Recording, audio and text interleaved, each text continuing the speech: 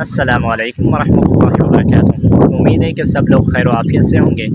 یہ میری چھوٹی سی ویڈیو مولانا فضل الرحمان صاحب کے بارے میں ہے کہ مولانا فضل الرحمان صاحب نے کچھ دن پہلے امریکی یوم آزادی کی تقریب میں شرکت کی، تو اس پر کچھ لوگ اعتراض کر رہے ہیں کہ مولانا نے اس کے اندر شرکت کیوں کی، جبکہ مولانا فضل الرحمان صاحب امریکہ مرد آباد، اسرائیل مرد آباد کے نعرے لگاتا ہے اور فلسطین کی یکجہتی کے لیے آواز بلند کرتا ہے، تو مولانا کو چاہیے تھا اس تقریب میں شرکت نہیں کرتے، لیکن مولانا نے شرکت کی۔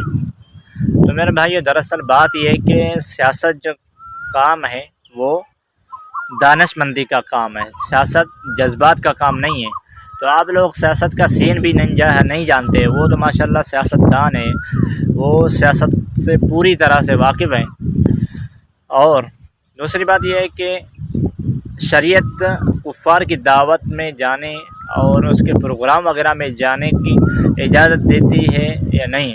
تو میرے بھائیو، اگر کفار کی دعوت یا پروگرام شریعت کے خلاف نہ ہو تو اس میں جانے سے کوئی حرج نہیں ہے۔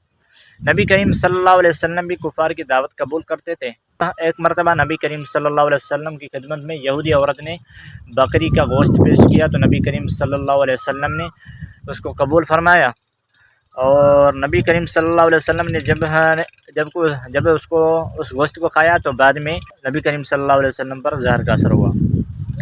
اور دوسری بات یہ ہے کہ نبی کریم صلی اللہ علیہ وسلم فتح مکہ سے پہلے کفار کے پاس جاتے تھے، ان سے بات چیت کرتے تھے اور ان کو اسلامی دعوت دیتے تھے۔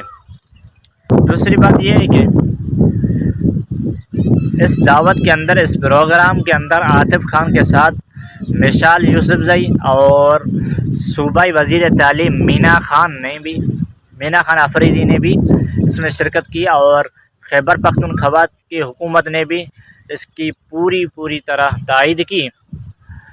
اور لیکن اعتراض صرف مولانا فضل الرحمان صاحب پر کیونکہ اصل وجہ یہ ہے کہ کسی کو کال پر مدعو کیا گیا، یعنی فون پر مدعو کیا گیا، کسی کو کارڈ وغیرہ کے ذریعے مدعو کیا گیا، لیکن مولانا فضل الرحمان صاحب کی رہائش گاہ پر جا کر ایک دانش مند سیاستدان اور مذہبی رہنما سمجھ کر اس کی رہائش گاہ پر جا کر اس کو مدعو کیا گیا عزت و وقار سے۔